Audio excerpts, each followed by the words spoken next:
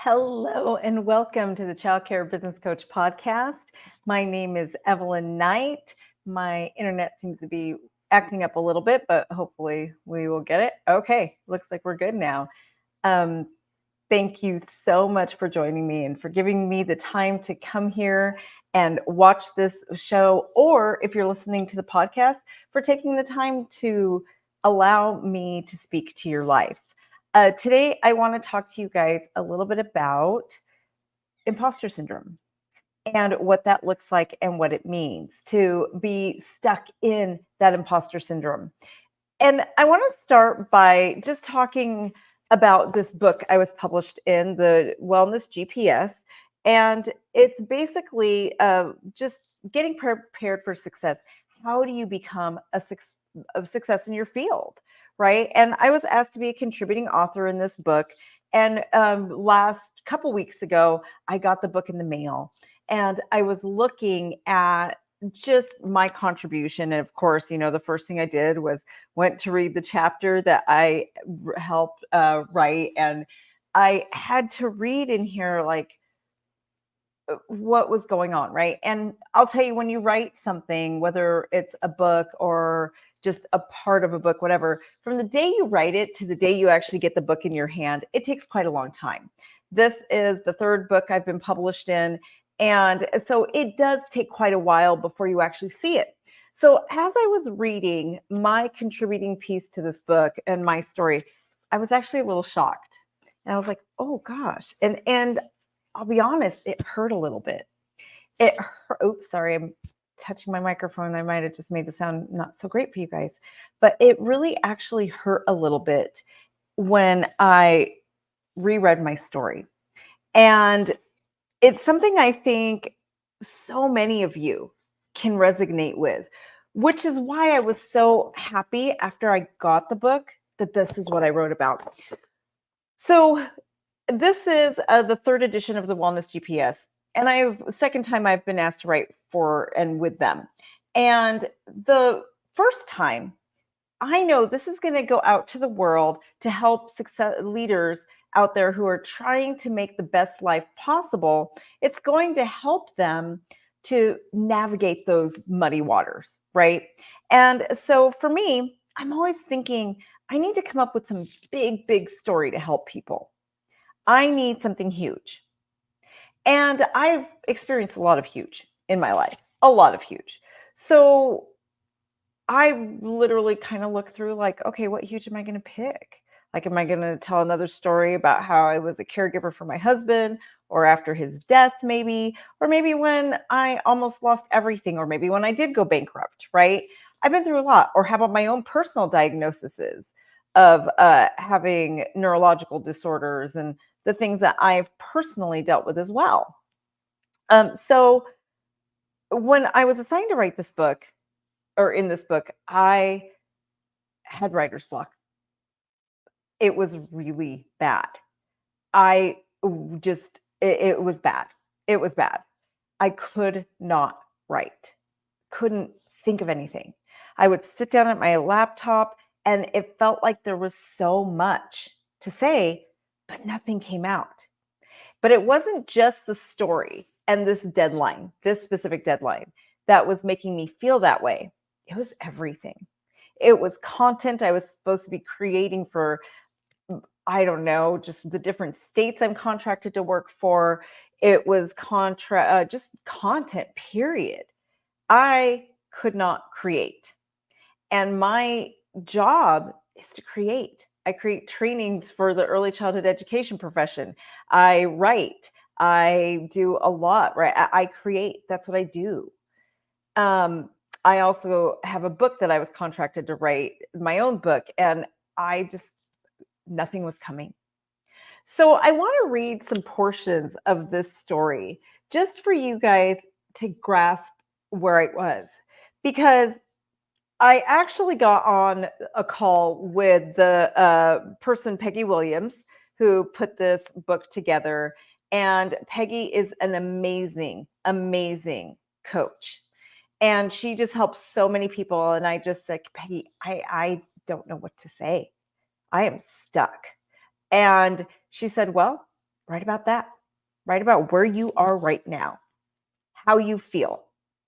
So I thought, oh, okay. I'm going to treat this like a journal almost.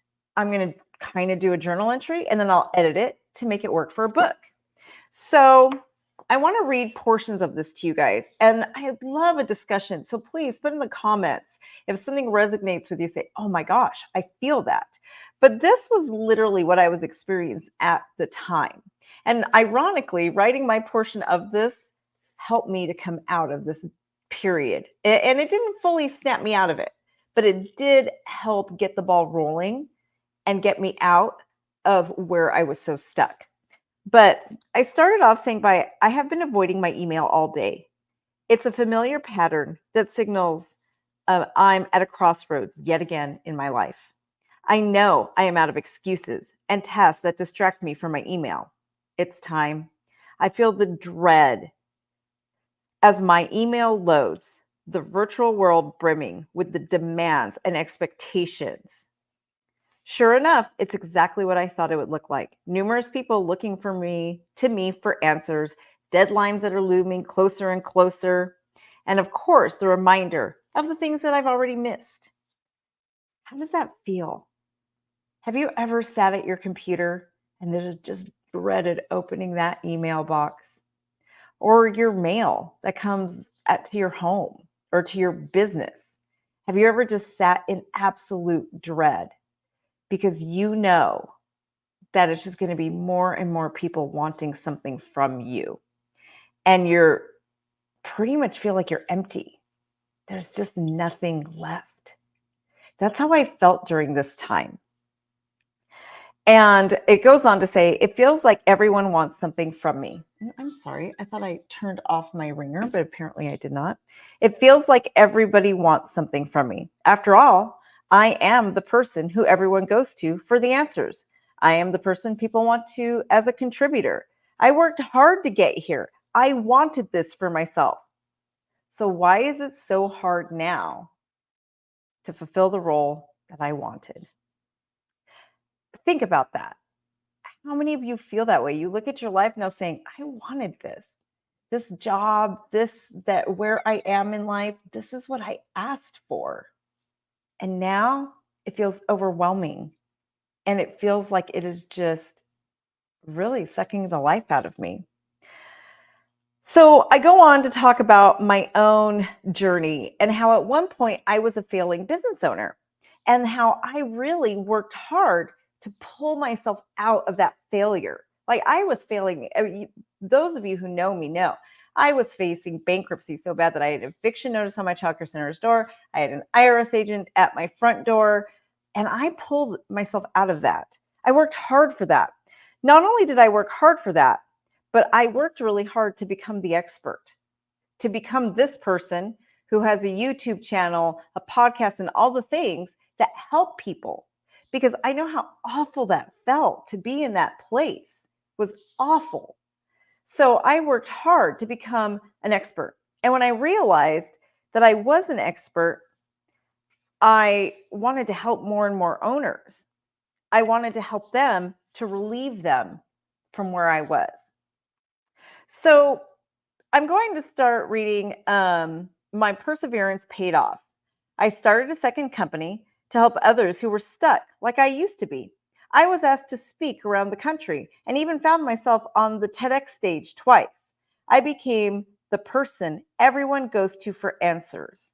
I became the expert. But this time, life felt different. The struggle I faced felt different. I'm the person everyone comes to for help. I am now the person everyone looks up to. I have an image to uphold. People like me aren't supposed to have or are supposed to have all the answers. People like me aren't supposed to face burnout. People like me aren't supposed to get writer's block or get overwhelmed.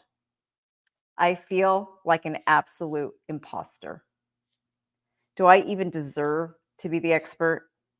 These questions gnaw at me every day, echoing in the silence of my office. This feeling, this imposter syndrome, it is a shadow that has trailed behind me, unseen but ever present in my life. It whispers doubt into my ear, sowing seeds of uncertainty in the fertile ground of my accomplishments. How can I, who was once fainted from exhaustion in a grocery line, be a beacon of knowledge? How can I be seen as a beacon of success when I'm frozen? The accolades and recognition seem to belong to somebody else at this point, someone who deserves them, someone who is capable. It's a strange paradox. The more I achieve, the more fraudulent I feel. The imposter syndrome is like a mirage distorting the reality of my hard work. Every time I am called the expert, a part of me recoils, wondering when everyone will discover I am just me.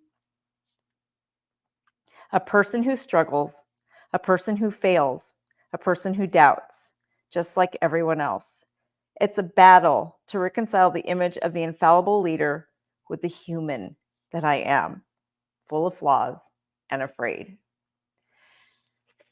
That part just hit me. Just human.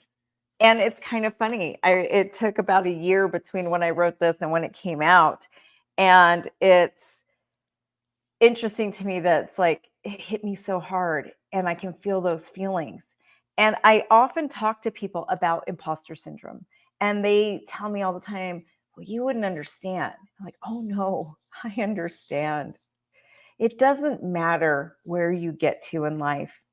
At this point in my life, I own 4 companies. I do well, but I still sit back sometimes and say, do I really deserve this? Over the weekend, I taught for one of the state of Nevada's organizations, and I was actually asked to put together and host a mini conference. And those are the type of things that I step back and ask myself, do I deserve to be the one leading something like this? It doesn't go away. I know I earned it, but I wonder sometimes. I conclude this, let's see,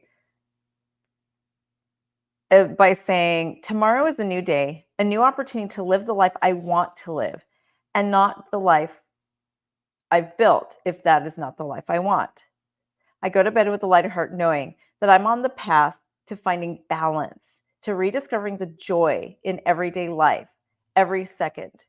There's actually a part that I wanted to read to you guys too that really resonated with me. And it's basically a part where I talk about, I guess I'm not people like me any after all. And that was really important for me when I discovered that. Because what are people like me? What is that? How many of you get into those situations where you look at life and you think, okay, I'm not one of them. And you even look at the position you're in. You might be a owner, a director of a business, whatever it is, but you kind of look around and think, I don't deserve this.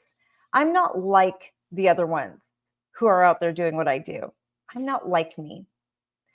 But I will ask, what does that even mean? Who are those people that we refer to?